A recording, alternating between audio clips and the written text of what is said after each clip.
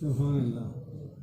اور سب سے زیادہ تعداد سب سے مختصر اور جنت میں جانے والوں کی سب سے زیادہ کثرت امت محمدیہ میں سے ہوگی. آپ صلی اللہ علیہ وسلم کا ارشاد ہے جنت میں جانے والوں کی 120 صفیں ہوں گی، اس میں 80 صفیں صرف امت محمدیہ کی. سبحان اللہ. 2/3 امت محمدیہ ہوگی جنت میں. اور تعداد کے اعتبار سے حضرت آدم علیہ السلام سے لے کر عیسیٰ علیہ السلام تک یہ زمانے کو سوچو، 1,24,000 انبیاء علیہ السلام کا زمانہ گزرا ہے بھائی. اس میں دنیا میں لوگ آئے ہیں، دنیا سے گئے بھی ہیں، آئے بھی ہیں. اس میں 1,000 سال عمر والے نوح علیہ السلام جیسے لمبی عمر والے پیغمبر بھی ہیں.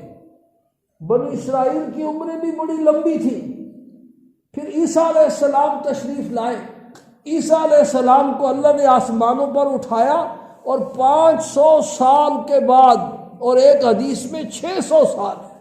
حضرت سلمان فارسی رضی اللہ تعالیٰ عنہ کی روایت ہے، بخاری شریف جلد اول کی آخری حدیث ہے، فترۃ بین عیسیٰ و محمد صلی اللہ علیہ وسلم 600 سنہ، 600 سال کا فاصلہ ہے.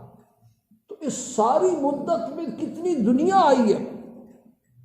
پھر سرکار دو عالم صلی اللہ علیہ وسلم تشریف لائے، 63 سال آپ دنیا میں رہے. آپ کو دنیا سے گئے ہوئے 1400 سال کا صرف زمانہ گزرا ہے. تو کتنے لوگ آئے.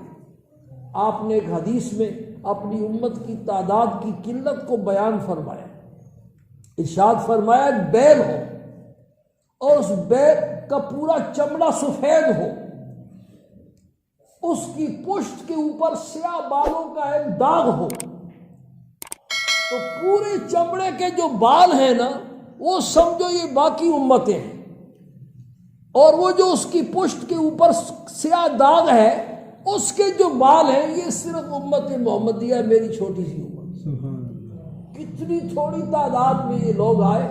لیکن جب جنت میں جانے کا وقت آیا تو سرکار دو عالم صلی اللہ علیہ وسلم نے ارشاد فرمایا کہ جنت میں جانے والوں کی 120 صفیں ہوں گی اور اس میں 80 صفیں امت محمدیہ کی. تو اللہ پاک نے اپنی قرآن پاک کے لیے، کلام پاک کے لیے، اس مقدس کتاب کے لیے اس خیر الامم کا انتخاب فرمایا. 5ویں چیز یہ کس پیغمبر کو دی جائے. سارے پیغمبر اللہ کے لاڈلے ہیں بھائی، ایک سے ایک بڑھ کر کے شان والا. لیکن اللہ پاک نے سید الانبیاء، امام الانبیاء، سرکار دو عالم صلی اللہ علیہ وسلم کا انتخاب فرمایا.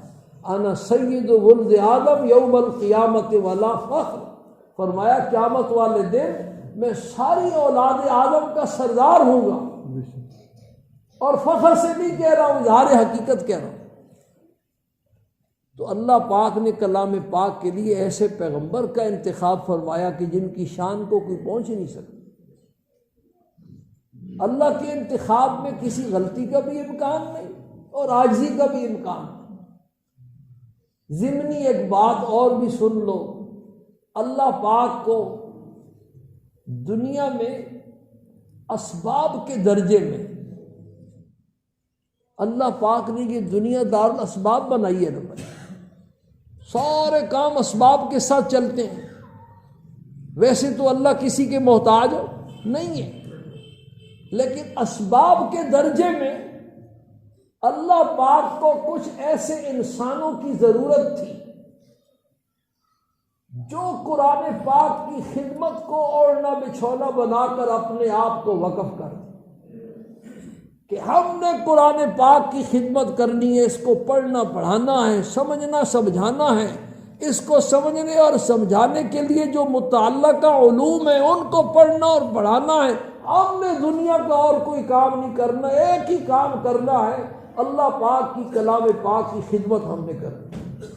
کسی نہ کسی کھاتے میں ہم نے اپنے آپ کو اس سے وابستہ کرنا ہے. تو کیا خیال ہے آپ کا، جس اللہ نے اپنی کلام پاک کے لیے ساری چیزیں سب سے اعلیٰ منتخب فرمائی ہیں، تو قرآن پاک کی خدمت کے لیے اس اللہ نے کیسے انسانوں کا انتخاب کیا ہوگا؟ بولتے نہیں ہو، بولو نا، ویسے اوپر سے کہہ رہے ہو۔ حقیقت یہ ہے کہ کسی کا بچہ، کسی خاندان کا بچہ ڈاکٹر بن جائے اور ڈاکٹری کا امتحان پاس کر لے، ڈگری اس کو مل جائے، تو پورے خاندان کے پاؤں زمین پر نہیں لگتے، اس لیے کہ ہمارے خاندان کا فلاں ڈاکٹر ہے۔ کسی خاندان کا کوئی فوجی جنرل یا کرنل بن جائے، بریگیڈیئر بن جائے، میجر بن جائے، تو پورا خاندان کیا، پورا علاقہ اس پر فخر کرتا ہے کہ ہمارے علاقے کا فلاں جنرل اور کرنل باجوہ صاحب تو ہمارے علاقے کے ہیں بھائی۔ لیکن سچ بتلاؤ اور دل پہ ہاتھ رکھ کے بتلاؤ، کبھی کسی بچے کے حافظ قرآن ہونے پر بھی خاندان والوں کو یا گاؤں والوں کو خوشی ہوئی ہو؟ کسی بچے کے دین کا عالم اور مفتی بننے پر بھی کبھی ایسی خوشی ہوئی ہو؟ فخر سے بتلایا ہو کہ فلاں مولوی صاحب ہمارے گاؤں کے ہیں، فلاں حافظ صاحب ہمارے گاؤں کے ہیں۔ بہرحال دنیا والے کچھ سمجھیں، آپ کچھ سمجھیں اور کچھ سوچیں، اللہ پاک کے پیغمبر نے 1400 سال پہلے فرما دیا تھا، خیرکم من تعلم القرآن وعلمہ، تم میں سب سے بہترین اللہ کے اور اللہ کے پیغمبر کی نگاہ میں وہ ہیں جنہوں نے قرآن پاک کے پڑھنے اور پڑھانے کو اپنا بچھونا بنایا، اوڑھنا بچھونا بنایا، اس کی خدمت کو اپنے سینے کے ساتھ لگایا۔ بہرحال مضمون یہ بیان ہو رہا ہے کہ اللہ پاک نے کلام پاک کے لیے جتنی چیزیں منتخب فرمائی وہ سب سے اعلیٰ، اور اللہ کے انتخاب میں غلطی کا امکان نہیں، اور انتخاب کے بعد پھر آگے جانے کا بھی کوئی امکان نہیں۔ تو دوسرا وظیفہ قرآن پاک کی تلاوت ہے بھائی، یہ تمہارے گھروں میں غلافوں میں لپٹا ہوا الماریوں میں پڑا رہتا ہے، سال ہا سال گزر جاتے ہیں لیکن اس کے پڑھنے کی نوبت نہیں آتی، مسجدوں میں پڑا ہوتا ہے، نماز کا جب ٹائم ہوگا اس وقت آئیں گے، کسی کی رکعت نکل جائے گی، کسی کی تکبیر تحریمہ نکل جائے گی۔ وہاں حرمین شریفین میں ایسا رواج ہے قرآن پاک پڑھنے کا کہ دل خوش ہو جاتا، سارے لوگ وقت پر پہنچتے ہیں اور 2 منٹ بھی باقی ہوں گے تب بھی قرآن پاک کھول لیں گے، کچھ نہ کچھ تلاوت۔ تو بھائی کچھ نہ کچھ تلاوت روزانہ کرو، تلاوت قرآن پاک کی کر کے پھر اللہ پاک سے جو دعا مانگو گے وہ دعا ضرور قبول انشاءاللہ، اس لیے کہ تلاوت قرآن پاک سے بندے کو اللہ کا قرب نصیب ہوتا ہے۔ سارے علماء نے لکھا ہے کہ نفلی جتنی عبادات ہیں ان میں سب سے افضل جو عبادت ہے وہ تلاوت قرآن، جتنا اس سے قرب نصیب ہوتا ہے اتنا کسی اور نفلی عبادت سے قرب نصیب نہیں ہوتا۔ امام احمد ابن حنبل رحمہ اللہ کو اللہ پاک کی خواب میں زیارت ہوئی، انہوں نے اللہ پاک سے پوچھا، اے اللہ تیری ذات تک پہنچنے کا سب سے قریب ترین راستہ کون سا ہے؟ سب سے قریب ترین راستہ کون سا ہے؟ تو اللہ پاک نے ارشاد فرمایا تلاوت القرآن، اے احمد قرآن پاک کی تلاوت، یہ بندے کو میرے جتنا قریب کرتی ہے دنیا کی اور کوئی چیز اتنا قریب نہیں کرتی۔ فوراً امام احمد بن حنبل نے عرض کیا بفہم و بلا فہم، اے اللہ سمجھ کر کے یا بے سمجھے بھی؟ تو اللہ پاک نے ارشاد فرمایا بفہم و بلا فہم، سمجھ کر کے پڑھے یا بے سمجھے پڑھے، بہرحال قرآن پاک کی تلاوت بندے کو میرے کیا کرتی ہے؟ قریب کرتی ہے۔ تو بھئی روزانہ کی تلاوت کا معمول بنا، کبھی کوئی دن ایسا نہ گزرے جیسے روزانہ ناشتہ کرتے ہو، روزانہ کھانا کھاتے ہو، روزانہ پانی پیتے ہو، روزانہ واک کرتے ہو، روزانہ بلڈ پریشر کی گولی لیتے ہو، روزانہ شوگر کی گولی لیتے ہو، ان میں کبھی ناغا گوارا نہیں ہے، تو بھائی قرآن پاک کی تلاوت میں بھی کبھی ناغا نہیں۔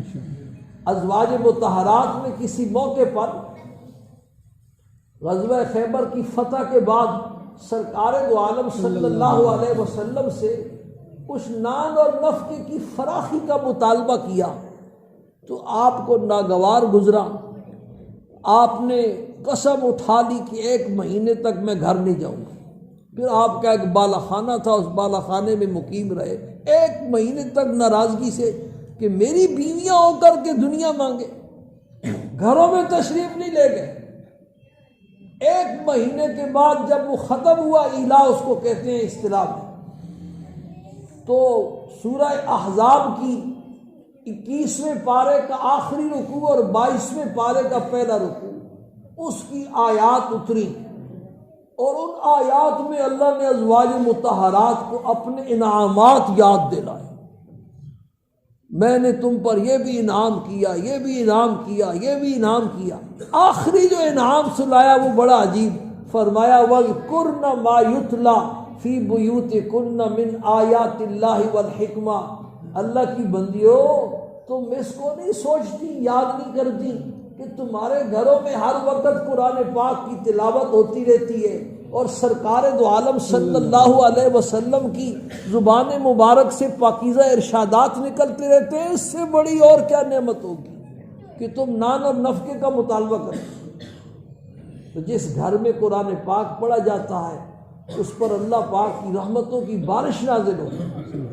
اور جب تلاوت کرے ختم کے موقع پر تو ایک دعا تو ضرور قبول ہوتی ہے. جو آدمی مسلسل تلاوت شروع کر دے اس نیت سے کہ میں دعا مانگوں گا تو ختم کرے.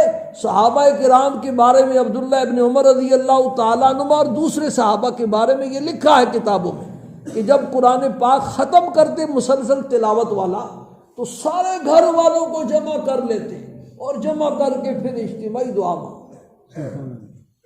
تو ختم قرآن پر تو ایک دعا کی قبولیت کا وعدہ ہے اللہ پاک کا، لیکن روزانہ جب تلاوت کرے، جیسے تلاوت کی تو اللہ کے قریب پہنچ گیا، اللہ کے دربار میں پہنچ گیا.